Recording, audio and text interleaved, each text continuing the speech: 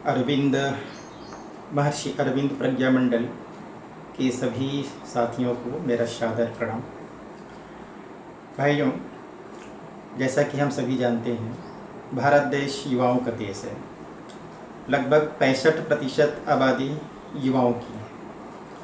युवाओं की भूमिका ठीक उसी तरह से है जिस प्रकार हमारे शरीर में रीढ़ की हड्डी की भूमिका होती है।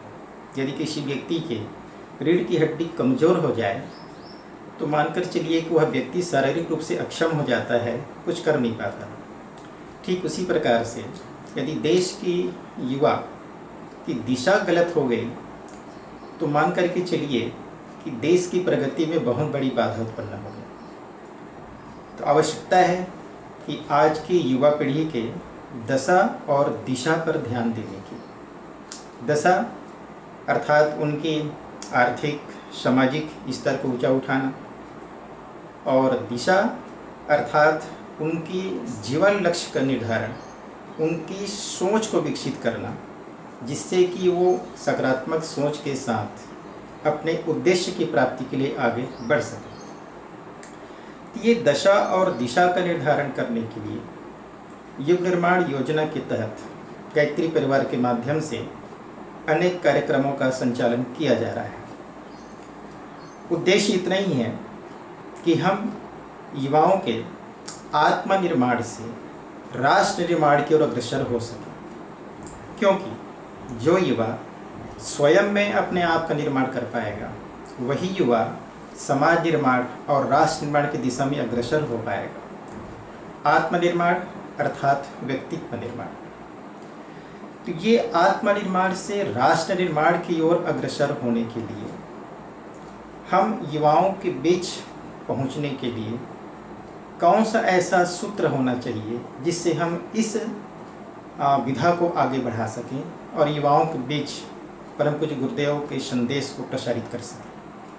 भाइयों, आप सब 2018 में नागपुर में युग सृजयता राष्ट्रीय युवा सम्मेलन हुआ था, उसमें सम्मिलित हुए होंगे। आपने देखा होगा वहाँ पर विजन 2026 का एक संकल्प पत्र की घोषणा हुई है।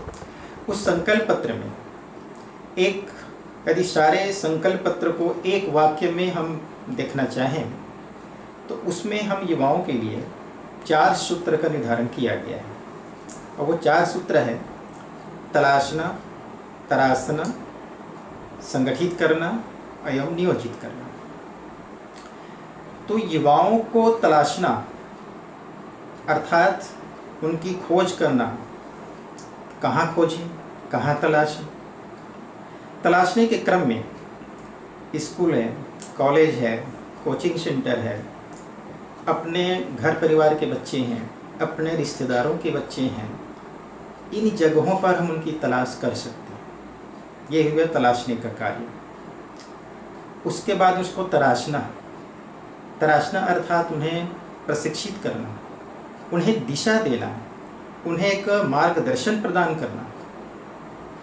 तो ये तराशने का कार्य विभिन्न प्रकार के विभिन्न माध्यमों से संपादित करना। उसके बाद संगठित करना। संगठित करना अर्थात ऐसे तरह से हुए युवाओं का एक मंडल गठित करना, जिस प्रकार से आपका महर्षि अरविंद प्रज्ञा मंडल के नाम से अभी आप लोगों ने बनाया है, और इस कोरोना वायरस के क्रम में ऑनलाइन इसका संचालन हो रहा है।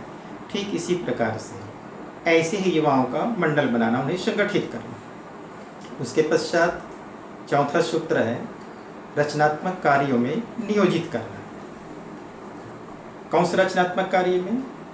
जिन कार्यों में इन युवा मंडल के भाइयों बहनों की रुचि होती है, जिसमें उनकी प्रतिभा का हम निखार कर सकें, जिसकी जितनी क्षमता है, जिसकी प्रतिभा है, जिसमें रुचि है, लगन है, निष्ठा है, ऐसे रचनात्मक कार्यों में इन युवा मंडल के भाइयों बहनों का नियोजन करना।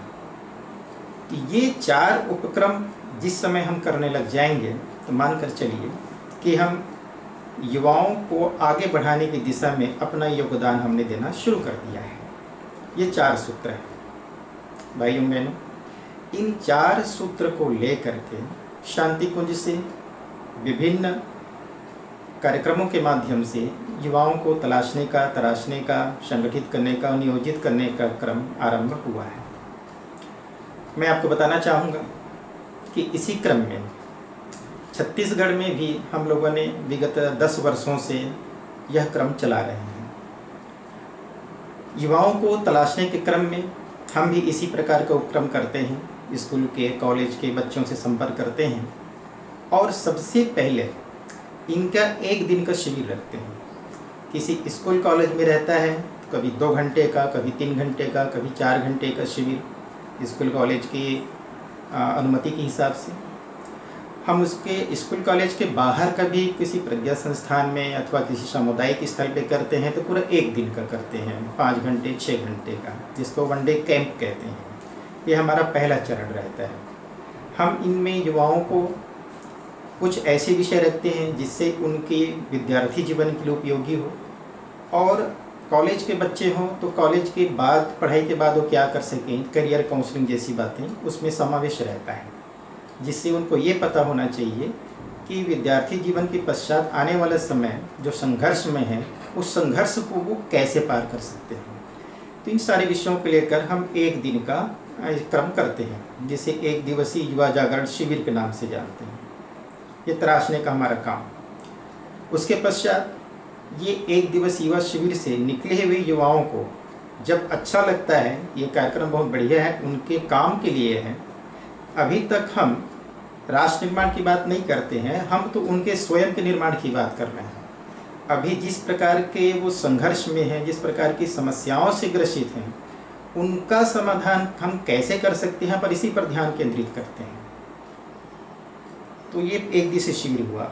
इसमें से निकले हुए युवाओं को हम 6 दिन का आवासीय शिविर आयोजित करते हैं, और इसमें बड़ी खुशी की बात है, इस 6 दिवसीय आवासीय शिविर में लगभग 80% हमारे युवा भाई बहन गायत्री परिवार से बाहर के रहते हैं, जो नहीं जुड़े रहते, लेकिन जिनको अपने भविष्य की चिंता रहती है, वो चाहते हैं कि हमको मार्गदर्शन मिले, ऐसे युवा हमारे बीच में आते हैं। 6 दिन के शिविर में हम राष्ट्र निर्माण की भी बात करते हैं, समाज निर्माण की भी बात करते हैं, और युग निर्माण योजना की झलक भी बताते हैं, विभिन्न रचनात्मक आंदोलनों की जानकारी भी देते हैं।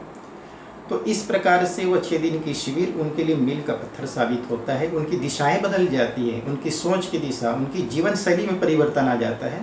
हमारे पास वैसे बहुत सारे युवा भाई बहनों का रिकॉर्ड है जो 6 दिवसीय शिविर में जुड़ने के बाद अपनी बहुत सी खराब आदतों को छोड़ करके एक अच्छी आदत में प्रवेश किए, और उन्हीं में से ही हमारे बहुत से युवा भाई बहन हैं जो गायत्री परिवार के सहयोगी कार्यकर्ता के रूप में आज हमारे छत्तीसगढ़ में हजारों की संख्या में मौजूद हैं। तो एक बड़ा कार्य इससे होता है। उसके पश्चात हम युवाओं को और आगे बढ़ाने के लिए रचनात्मक कार्यों के क्रम में जैसी जैसी उनकी रुचि आती है उसके हिसाब से उनका नियोजन शुरू कर देते हैं। उदाहरण के लिए बाल संस्कार शाला का संचालन छत्तीसगढ़ में बड़े पैमाने पे होता है। तो हमारे पास ये जो 6 दिन की शिविर से निकले हुए युवा हैं, ये बड़ी भूमिका निभाते हैं संस्कार शाला के संचालन में। उसके पश्चात हम लोग कन्या कौशल शिविर का संचालन करते हैं। यह कन्या कौशल शिविर 3 दिन का होता है, आवासीय होता है, और इसमें हम बच्चियों को उनके जो भी अभी विद्यार्थी जीवन से लेकर के आने वाले गृहस्थ जीवन तक की भूमिका को कैसे वो संपादित कर पाएँ, इसके विषय में हम उनको बहुत प्रकार के विषयों के माध्यम से बताते हैं। हमारी बहनें हैं वो इसका कक्षा लेती हैं। ये बहनें भी बाल संस्कार शाला संचालन में अपनी भूमिका निभाती हैं। इसके पश्चात आंदोलन के क्रम में जितने भी रचनात्मक आंदोलन शांति को घोषित किए हैं, उसमें क्रमशः मैं आपको बताऊं तो बाल संस्कार शाला, कन्या कौशल शिविर, किशोर संस्कार शाला, क्योंकि बाल संस्कार शाला और युवाओं के बीच में एक वर्ग ऐसा रहता है जिनका उम्र 14 से 17 साल रहता है, जिनको अपन किशोर के क्रम में मानते हैं। यह किशोर अवस्था भी बड़ा नाजुक होता है, इस अवस्था को संभालने की बड़ी आवश्यकता है। उसके लिए भी हमने एक विधा, एक सिलेबस तैयार किया है जिसका हम प्रशिक्षण देते हैं और शिविर लगाते हैं। उसके बाद आगे युवाओं की, उसके पश्चात जब हम बात करते हैं कि राष्ट्र को सशक्त और समर्थ बनाने में युवाओं की बड़ी भूमिका होगी, तो आज के परिवेश में आवश्यकता पड़ती है वो है स्वावलंबन की। युवाओं के आंदोलन में जो 4 सूत्र हैं उसमें से एक महत्वपूर्ण सूत्र है स्वावलंबन, आत्मनिर्भर बनना। आजकल भारत सरकार भी चाहती है कि लोग आत्मनिर्भर बने, गायत्री परिवार भी चाहती है कि हमारे युवा आत्मनिर्भर बने। तो आत्मनिर्भरता में एक बड़ा भाग आता है आर्थिक स्वावलंबन का, क्योंकि स्वावलंबन से स्वाभिमान का जागरण होता है। तो ये स्वावलंबन का क्रम को किस तरह से अपनाएं आंदोलन के रूप में, छत्तीसगढ़ ने इसका शुभारंभ किया और स्वावलोकम के नाम से एक संगठन का हमने यहाँ पे गठन किया है। स्वावलोकम अर्थात स्वावलंबी लोक सेवी मंडल, जिसमें हम बहुत से ऐसे युवा भाई बहन जो बेरोजगार हैं, जिनको स्वावलंबन की आवश्यकता है, उनका एक समूह बनाकर उनके द्वारा उत्पादित वस्तुओं को विक्रय करने की व्यवस्था बनाते हैं। हमारा अपना भी केंद्र है जहाँ बहुत प्रकार के सामग्री हम स्वयं भी निर्माण करते हैं अपने इन युवा भाइयों बहनों बेरोजगारों को लेकर के। इसका एक वेबसाइट भी है swalokam.online। आप उसमें देखेंगे तो बहुत सारे उत्पाद आपको नज़र आएंगे, सर्च करके देखेंगे तो। और आप चाहेंगे स्वावलोकम का, स्वावलंबन का प्रशिक्षण प्राप्त करना, तो भी उसकी हम व्यवस्था करते हैं। इस संबंध में जो भी मार्गदर्शन है वो भी हम आपको विस्तार से बताते हैं। और इसको एक राष्ट्रीय स्वरूप प्रदान करने के लिए पिछले वर्ष जब शांति कुंज में युवाओं का 3 दिन का राष्ट्रीय कार्यशाला हुआ था, तो आदरणीय श्री के.पी. दुबे जी भाई साहब ने एक राष्ट्रीय स्तर पर इसकी अभियान को चलाने की आवश्यकता महसूस की थी। और वो चाहते हैं कि प्रत्येक प्रांत में भी स्वावलोकम की स्थापना हो, जिससे कि वहाँ के बेरोजगार युवा भाइयों बहनों को उससे जुड़ करके मार्गदर्शन प्राप्त हो सके और अपने अपने प्रदेश में आत्मनिर्भर बन सके।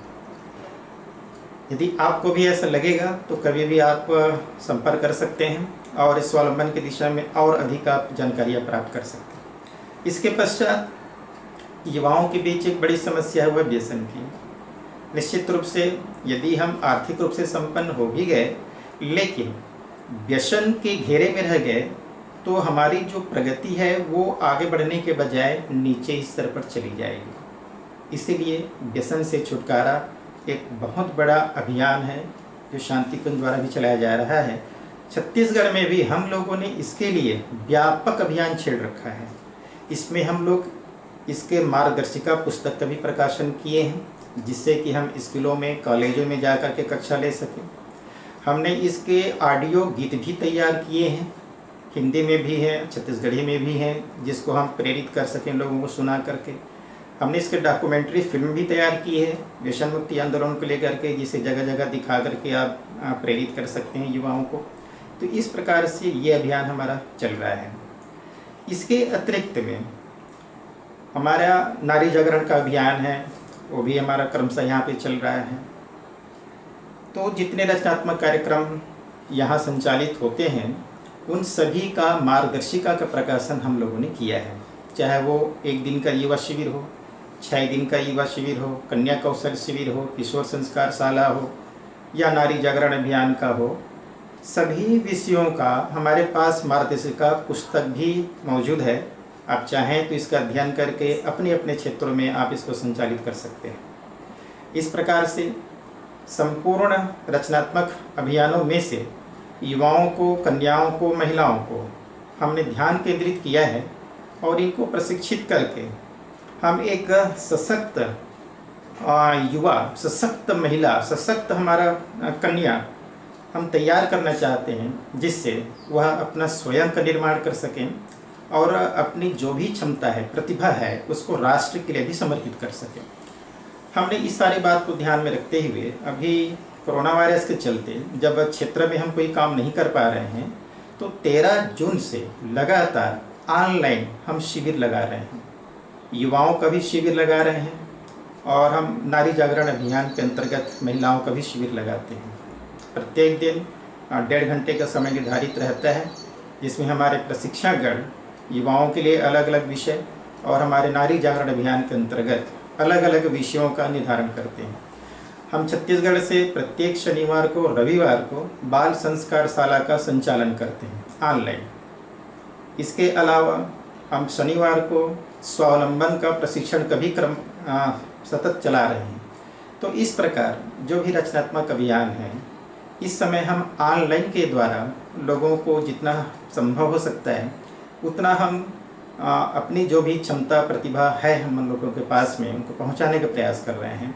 उद्देश्य इतना ही है, हमारे भारत देश के युवा चाहे गायत्री परिवार से जुड़े हों या न जुड़े हों, यदि वो चाहते हैं कि उनका स्वयं का निर्माण हो सके और स्वयं के निर्माण के साथ साथ अपनी प्रतिभा और क्षमता का नियोजन अपने समाज के लिए कर सकें, आसपास के लोगों के लिए कर सकें, राष्ट्र के लिए कर सकें और उसमें कुछ वो मदद चाहते हैं, तो निश्चित रूप से युग निर्माण योजना के अंतर्गत हम सब उन्हें जोड़ें।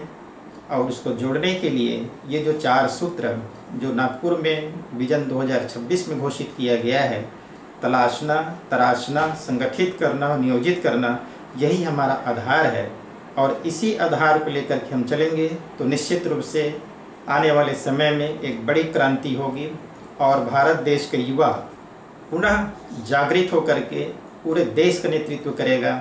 और जब भारत देश का युवा देश को नेतृत्व करेगा तो मान करके चलिए कि विश्व का भी वो नेतृत्व करेगा, सभी क्षेत्रों में करेगा, आर्थिक क्षेत्रों में भी करेगा, सामाजिक क्षेत्रों में भी करेगा, बौद्धिक क्षेत्रों में भी करेगा।